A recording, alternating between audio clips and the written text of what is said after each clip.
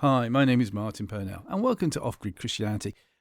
Now, I normally say that every week, and then I go in about being disillusioned, whether you go to church or you not go to church. You hear all that in a few minutes' time, but what I thought I would do is just forewarn you that over the next few weeks, as school kids in the United Kingdom no longer at school, so I thought, well, I could do with a break as well. So I'm going to be releasing different types of podcasts over the next few weeks, and they'll be released fortnightly, and then around about the beginning of September we'll start with the new Off-Grid Christianity series with new guests, of course. Also, we'll be launching our new website, and on this website you'll be able to leave messages on a message board. Funnily enough, the message board will be called Keep an Open Mind. We're calling it that because that's exactly what we'd like you to do, to come on to the website with an open mind. You might want to discuss something you heard, something you're not sure of, whatever. But we don't want people to come on there who think that they can bully people into believing what they believe. I understand, having been through it myself, what it's like to be disillusioned in church. And I'm thinking, do I need to go to church or whatever? And as you'll hear from podcasts I've already recorded that haven't gone out yet, we talk about this at length, certainly with one particular person, and you'll be really encouraged accordingly on that. So more about that later on, and how you get onto the website, and why we're having moderators, and how you leave a message so that it can all be done in the best possible taste, as a comedian used to say, or a DJ, in fact, stroke comedian used to say all those years ago. So what have we got lined up for this week? Well, this is a podcast that was the very first one, or as they say in TV land, the pilot episode. I kept it in my back pocket just in case I couldn't get a guest that week.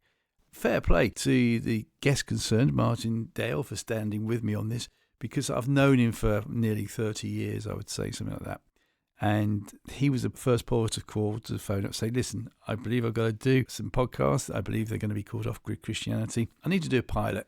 Would you mind taking part and doing that? And he was very gracious, and he did. But what was more interesting was not only did I learn from this and realising that actually 30 minutes isn't really enough. We need to do for at least an hour or either side of an hour. But what you hear from what Martin shares is really good, and it deserves to be listened to in its own right. A few weeks ago, I revisited it and thought, right, in light of all my skills I've learned now on how to edit properly with the software that I have, I'll edit this one. Originally, it was 30 minutes. It's not 30 minutes now because, I've just done a bit of editing, cleaning up sort of thing. But Martin Dell, really enjoying it, hopefully, as a recent retired vicar, hanging up his dog collar, or has he? So sit back, and here is the Reverend Martin Dell, the first ever episode I did. And if you want to contact us as well, don't forget it's ogc@accessradio.biz, and biz is spelled B-I-Z. Cheerio. Hi, my name's Martin Purnell, and you're listening to Off-Grid Christianity, a weekly programme for people who feel disconnected from church.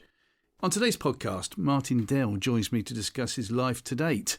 A former patent lawyer, we'll find that out in a minute, who then started a church in Switzerland before returning to the UK, where eventually he became an Anglican vicar and will retire later this year. Good afternoon to you, Martin.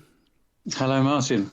Whereabouts are we speaking to you from? I'm in King's Lynn at the moment, just outside King's Lynn, a place called Tilney St Lawrence. Lovely. Right, well, listen, before we go any further then as to what you've been doing in your life, 5 simple questions so we can get a better picture of who you really are, if that's all right. Question number 1.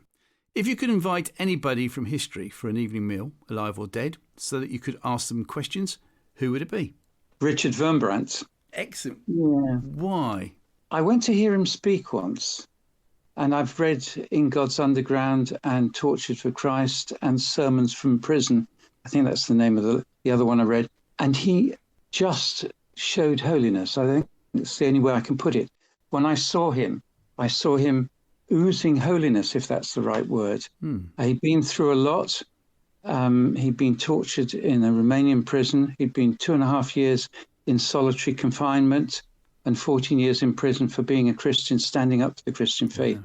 And what struck me was that he didn't hate his persecutors. In fact, he brought one of them to faith. No, we don't hate you. We hate communism, but we don't hate you. And one of them came to faith. I've got a feeling you're going to be talking about him later on. Question number 2. Who is your favourite biblical character or favourite biblical story or favourite parable? The little girl in the story of Naaman. Tell me more. Do you want me to tell you more? Yes, yeah. Please, yeah. If you go back to 1 Kings, you'll read the story of the little girl. She was Jewish, and she'd been captured in a raid and made to be a slave in the house of Naaman. She could have easily been bitter and thought, a dead Aramaean is a good Aramaean, but she didn't take that line. She said, I see my master's got leprosy. Go and see the prophet in Israel. And she said that to her, the wife of Naaman. And Naaman listened to what she'd said. And what's more, he took it to the king. So this little girl had a hand on Aramaean foreign policy. And Naaman was sent to the king of Israel, who tore his clothes and lost his temper, basically. What's this guy think he's doing? And then Elisha said to him, send him to me. And what I like about the little girl is that she's unknown. We don't know what her name is, but amazing that she could love her persecutor and would perhaps tie up with Richard Wurmbrand as well, as we mentioned earlier. Excellent. And if we want to find that story in the Bible, where would we find it, good sir? Going to have to look it up. Well, no, don't look it up. Roughly. It's 1 Kings 5, I think. I'm sure we'll find it in 1 Kings 5. If all else fails... Drop me a line. Drop me a line. Or I was going to say, the Right Reverend Minister Google will know. That's right, yeah. Thank you for that. 2 good answers. Question number 3. If you were Prime Minister for the day and could change any law or impose a new law, what would it be? I thought about this, and I think really Sunday trading, not because I'm necessarily a Christian, though I am, but because I think it's damaging family life. Mm-hmm. You don't have a day off. People can't be together with their family for at least 1 day a week. The one thing that John Mage did was very bad, was to get rid of the ban on Sunday trading. So you'd bring that back in? Yeah. Which, of course, you're entitled to if you are the Prime Minister for the day. Question number 4. Outside of family events, what has been your most enjoyable day out? Well, I think actually going to Lawn Abbey for a retreat, sometimes you get, as a vicar, you get really worn out and you just need to get rid of the phone, not listen to people with their problems, but actually just get away, have a time of prayer and just relax. And so Lawn Abbey, I enjoy going to Lawn Abbey. That's in Leicestershire, down the A47 between Leicester and Peterborough. Got you. Thank you. And finally, what has been your most embarrassing moment to date? I thought that I wouldn't get away with this one. Well, okay. I saw Maddie in the morning. I was taking a funeral at the Mintling Crematorium, and I went up there. I usually try to get there an hour early so I don't get caught in the traffic. And I said goodbye. Maddie said she's going to come and follow me, and she came up. And at the time, I was looking for a lady called Rachel. So I went. So as she came in, she changed the clothes. And I said, oh, hello, are you Rachel? And she looked at me and she said, I'm your wife, Maddie. I said, no, I'm looking for Rachel. Are you Rachel? The undertaker's tapped me on the shoulder and said, it's your wife. And how long have you been married? 40 years. And how long ago did that happen? This year. And you're still married, apparently. Yeah, I think so. Yeah. Well, it was when I last looked. Thank you, Martin. I did say right at the very beginning, by the way, you're a patent lawyer or you're a patent lawyer. Tomato. What are you? I used to call myself a patent attorney or a patent agent, whichever you like. But some people call it patent, some call it patent. So it doesn't really matter. Doesn't really matter. You just got to get the qualification. Which you've got. So what does actually a patent or patent lawyer do then, good sir? Well, patent lawyer the most important role I think he has is to make sure that if you launch a new product, that you're not going to infringe anyone else's product. I had that once when I went to a meeting and the marketing director said, we want to do this. And I said, well, actually, you're going to infringe this patent. And he said, no, you don't know what you're talking about. I said, fine. I said, you'll have an interlocutory injunction on your desk in a couple of days. Oh, no, this is a German firm. They know what they're doing. And came down 2 days later. I said, oh. He said, what? Guess what happened? I said, yeah, the interlocutory injunction. And I couldn't do wrong after that. So there you go. The amount of money you must have saved, and also, no doubt, it works both ways, isn't it? For copywriting and everything else, and for patents and patents. Thank you, Martin. Well, I did say earlier on that you ended up in Switzerland. So how come that was the case? Well, it was through being a patent lawyer. I was actually training still at the time. And I saw the advert for Sando, which is the company I work for, and I sort of let it go. And then they re-advertised, so I thought, funny. And I found out later that they had offered the job to someone, told everyone else that the job's gone. And then 3 days before he was due to come, he said, no, I'm going to the United States. So they were annoyed to have to re-advertise it. I got the job anyway, and I met Maddie at the Anglican Church in Basel, which is why I'm very keen on ICS, because that's an ICS church. ICS being? Intercontinental Church Society. Got you. And so I met Maddie through that, and we got married according to the rites of the Church of England. Well, you have to have a civil marriage first, so we had one civil marriage and then married in church. And then we started to have our children, and the minister said, oh, you can't bring your children to church because no one will look after them. We had people queuing up to look after the babies. And eventually I thought, well, we can't stay in a church. You know, you're saying Maddie should stay at home or you should stay at home with the children. I'm thinking, that's not what church should be. So we left and we joined a Pentecostal church in Rheinfelden. And we got involved in a Pentecostal English church there as well. From that, I started to lead worship, things like that. And then I felt a calling to start the English Charismatic Fellowship. And my friends left me. Friends from church didn't want to know us. I think there was only one couple that stayed with us as friends from our Bible study group. What? You know, you're not, well, they thought I was getting above myself. Yeah. And yet I felt God was calling us to do it. And actually, I had a time of fasting. I've never been able to do it before or since. For a week, I was able to fast. And when it was lunchtime, I'd go down in my study and pray. And eventually, one Swiss Reformed pastor was willing to give us a go. So I shared my vision with Johanna Schwalina. And Johanna said, yeah, come to church on Sunday and perhaps do a song. So we did a song. I still remember it's El Shaddai. Mm-hmm. And then a young man in the congregation came up afterwards and stuck 3 verses on my guitar. He said, the Lord's given me these 3 verses for you. The first was from Isaiah 43, I think it says 42, something like that, where it says, behold, I'm doing a new thing. I'm causing rivers to flow in the desert. The second one was, you will reap where you have not sown, from John 4. And then the last one from Exodus, the Lord will fight for you when you're silent. I wish I'd listened to that one a bit more. I got into scraps with Christianese. Anyway, we started the church as a charismatic fellowship. And with time, we suddenly realized that we got the vision wrong and we should be reaching the refugees. And so we started going into the refugee camp.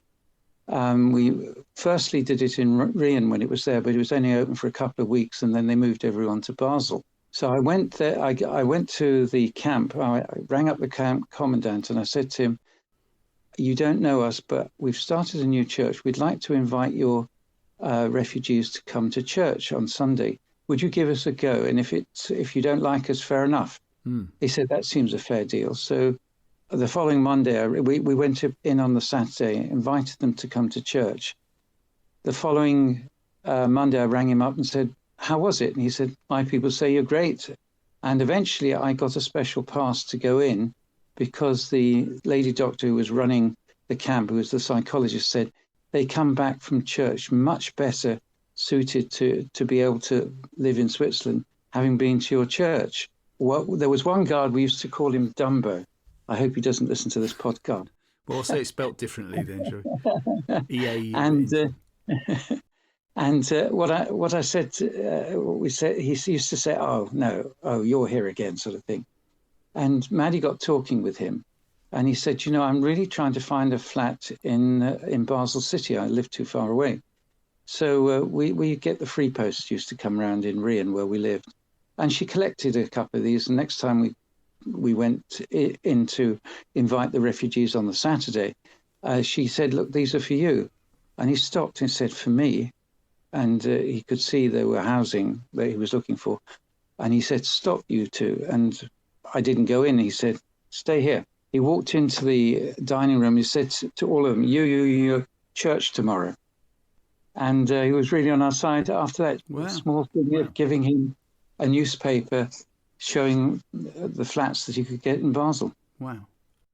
Obviously, from Switzerland, you then come back to England, and eventually you become an Anglican vicar.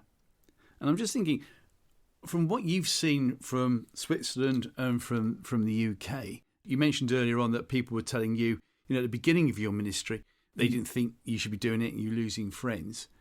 Mm-hmm. How does that resonate with you today, bearing in mind that we've just come through COVID, through the isolation of lockdown? How does that resonate with you, what you've been through? Well, I think there's something to be said for the ordination system. I put a sermon up on sermoncentral.com about divorce, and someone wrote to me, having read it, and said, I got this situation. He said, a man married a woman, had 2 children, divorced her, she remarried, he remarried. He then had 4 children with his second wife, and then he became a Christian. He had a Pentecostal pastor that says God doesn't believe in divorce. So he divorced his second wife. He got his first wife to leave her husband, and they got together. And the end of his email was, what would you do? And I wrote back and said, well, I'm glad it's not my problem, ! If the Pentecostal pastor knew his scripture, Deuteronomy 24 says very clearly that you cannot go back to your first wife if you divorce her. So I think there's something to be said for proper training if you're going to run a church. Accountability, that's one thing that I find important in the Anglican system.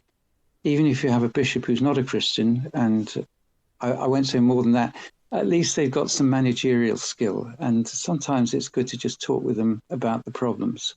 Yes, I can see people, if they didn't have the vision that I had, would find it difficult to accept yet another church in Basel City. I mean, there's 240,000. I think they had about 50 churches. So they didn't want yet another church. But I actually went into it with a lot of prophecy. And without that, I wouldn't be where I am today. When you say a lot of prophecy, explain more by what you mean by that. Because I'd started the English Charismatic Fellowship, I got involved with a number of Pentecostal pastors in Switzerland. And we had a big meeting. And at that meeting, it was a German-speaking meeting, they had a chap called Harold Fox. And they sat us together because they thought, he being American, I being English, that we spoke the same language. And I just sort of said to him, well, what do you do for a living? And he said, he introduced himself, I'm Harold Fox. And he said he was a prophet. And without thinking, I said, have you got a word from God for me? And he said, yes, you won't be in Switzerland much longer. I looked at him, my mind was saying, this guy's out to lunch. I've got 2 houses, a steady job. What's this guy talking about? And I argued with Maddie in the car going home. What's going on? Anyway, 3 days later, from some headhunters, nothing to do with Harold Fox at all. And they said, you interested in a job in Hull? And I said, where's Hull? And they said, it's in England. And I was offered the job as head of patents at Reckitt and Coleman. And when I went back to, people in Sandow said to me, stay with us because Reckitt and Coleman's going to fold. You won't have a job. Anyway, within 6 months, that part of Sandow that I'd been working was spun off, so they were worried about their jobs. 2 years later, the Sieber Geiger and Sandow merged to form Novartis, and the rest of the patent department were worried about their jobs. So when I went back to visit, they said, did you have some inside knowledge? I said, yeah, a bit higher than the MD, though. Yeah. So that got me to the UK. When I was in head of patents at Reckitt's, I started, after about 4 or 5 years, I feel drawn to the ministry. So I said to Maddie, what do you think? Because it's always good to see what your wife feels about it. She says, yeah, I felt it for a good couple of weeks. And I then went forward and I said to my vicar, I think God's calling me to be a pastor. He looked at me and said, you're serious, aren't you? I said, yeah. So we went to see Jonathan Cooper, Maddie and myself. He didn't say a word to me. He spoke to Maddie. And then he turned around and said, yes, I think you're called. And he talked through the difficulties of being a clergy wife with her. And you could see that she was with me on this. Who's Jonathan Cooper? Jonathan Cooper was the local vicar, the vicar at Christchurch, Bridlington. Right. And then in that year, I had about 4 different prophecies to go forward. And I think the most interesting one, they have a national conference, the Church of England, and I was due to go in 2 weeks' time. I walked into church and I said, Lord, if this is from you, give me confirmation in this service that you want me to go forward. Normally I sit at the front, but I sat halfway to the back because I was a bit late. And they had a chap who stood up. I'd never met him before. And he said, I don't know what this means. He said, it's bothered me all service, but I'm going to say it anyway. He said, you in the blue jumper. I said, yes, me. He said, God's calling you into deeper leadership. The church burst out laughing. And he said, what's that mean? He's going to Abham in a week's time. So Bruce Collins really had it right. I'd never met him before. He couldn't have been set up to do it because I didn't sit in my usual place. I sat further back. And then I was the local president of the Full Gospel Businessmen's Fellowship in Driffield. And we had a lady whose husband had come to speak. And I was driving her to where she's going to stay overnight. And she said to me, Martin, I want to tell you something. I said, yeah, Maggie, what do you want to tell me? And she said, God's calling you to be a priest. And I said, do you know what you mean? What do you mean by that? She said, I haven't a clue. I've just got to tell you that. I said, well, that's what they call Anglican clergymen. One thing led to the other. Yeah. You can see what's come across here is that not everyone might have the same number of prophecies that you've had throughout your life. Have you ever thought about what would have happened had you not taken the course of action that you did by obeying what you thought? And obviously you took on board the prophecies, you chew it over, you put it in the back burner of your brain sort of thing to see what happens. Have you ever thought what would happen had you not gone ahead? Well, I did, in a sense, feel the first calling back in 1984 in Dufourplatz in Basel. And I said, nah, that's nonsense, and put it away for 6 or 8 years, So I've already been through that, in the sense that God will still lead you back if you're willing to. If you're not willing to, he'll just leave you to it. Obviously, it's the A course for your life, but if you don't want to, God doesn't give up on you. He'll just go with you as far as you're prepared to go with him. You can obviously identify with many people that would be listening today, for instance, who used to go to church but maybe just got totally fed up with what happened to them. I'm sure you've got stories on how you might well have been, let's say, stabbed in the back, for want of a better expression, by well-meaning or not so well-meaning Christians. What do you feel about the people not going back to church today? Well, I would see firstly, if that's God's calling you to do something different. It might be that you form a small house church together. But the danger of that is that if you don't have proper teaching, if you don't know your Bible well, you have the situation that we had in America about the divorced man becoming a Christian and then being told to divorce his second wife. So you need to have proper teaching, but you may just, if you've got Christians around you, you might form a house group that way. Obviously, you can go on the internet and get fed that way. But I like the idea of church being a fire, and each one of us is a coal. And if you take the coal out of the fire, it tends to go cold. And the danger of cutting yourself off from any church or any other Christians is that you will go cold. It may well be that the church you're at is not the one you're meant to be at. That might be something different. Look at something different. But I think Paul says it very clearly. He said, I think it's in Corinthians, he talks about telling them you should be meeting together. I hear some of you are not meeting together regularly. You should be, because you need that for fellowship. So I can understand people saying, oh, I don't want to. There's some people who can't get out of home, who have been Zooming into meetings. I saw that at Chateau Day when I went to preach for a couple of Sundays there in Switzerland. And they actually had the prayers in the church service from London because they Zoomed the lady in who was doing the prayers for the service. They said, stand here, don't go out of this box, otherwise we'll lose you. So I think we are Christians that need one another. So we do need some sort of Christian contact. And therefore not being in church at all is not really the best way to go about it. So I'd say look for something else. Perhaps you've got like-minded people who will go with you, join with you. Other than that, I can't say anything different, I don't think. I think it is important. But you might have to Zoom in if you're physically not able. then find a church where you can Zoom in, see if you can make friends through that, get people to, because part of the Christian message is that you get to know other people who are Christians who can help you. They can see you if you're going off the rails a bit. They can encourage you, go for that.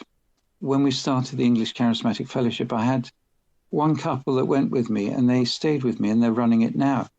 And it's been going for close on 30 years, 1988. Maddie was telling me that we founded it. And they've got a restaurant running and they've got a building. It's amazing what they've done with it. Wow. From small beginnings. But wouldn't there be a time, do you think, and some people might be listening today, said they might have felt that they've been condemned for not going back to church for whatever reason? What do you think about that? That's sad, really. You should never be condemned for not going to church, because what does that do? It pushes you further away from church, doesn't it? Rather, what you should say is, oh, nice to see you again. That's what I'd like to hear people say. How are you? How have you been since we last saw you, you know?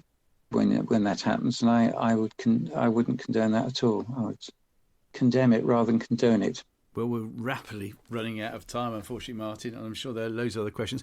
But one final question before we get to your 2-minute hero, if that's okay. More about that in a second. You're coming up to retirement very soon. Where do you see your life going for the next instalment of your life? Well, at the moment, we feel as if we're going to get involved with the churches in Europe. There's a diocese in Europe, an Anglican diocese in Europe, and we're hoping to get involved. I'm going to take six months off, basically because bishops told me to, and I took an oath when I became vicar here to obey the bishop in all things honest and legal and honest. That's part of submission, isn't it? Well, it's part of working with your bishop, and he told me to take 6 months off, and I thought that makes a lot of sense.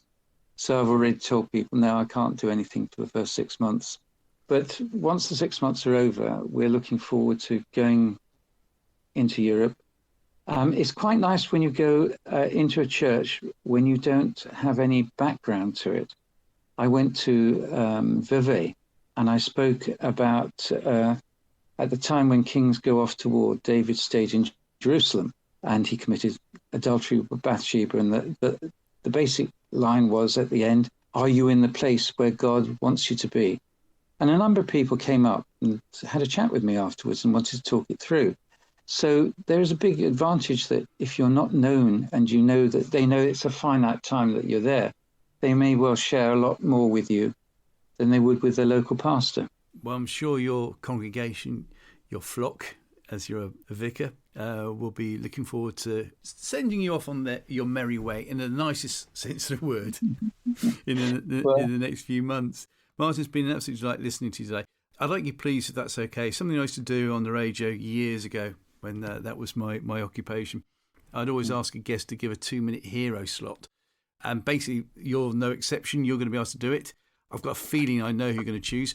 Martin, thanks for the time again, and I'll leave the rest of the time to you. Thank you. My name's Martin Dale. I'm vicar in Tilney St Lawrence near King's Lynn in the East Marshall and Benefice. My hero is Richard Wurmbrandt. Richard Wurmbrandt was born in 1909 and died 91 years later. He was a Romanian pastor, and I was amazed by him. His story roughly is that he got converted just before the Second World War. He was Jewish in background, got converted and became an Anglican priest. And he was evangelizing to the communists who took power after the Second World War, and they put him in prison. And he had 2.5 years in solitary confinement. And what amazed me was that he wasn't bitter. I could see people being bitter. Maddie and I have worked in World's Prison, and we've seen people who've been bitter about their imprisonment. But he was put in prison. He was tortured, and he just had this holiness. But the one time I saw him preach, he had a holiness that I wish I had. And so that's why he's my hero. Martin, thank you very much indeed for joining us today.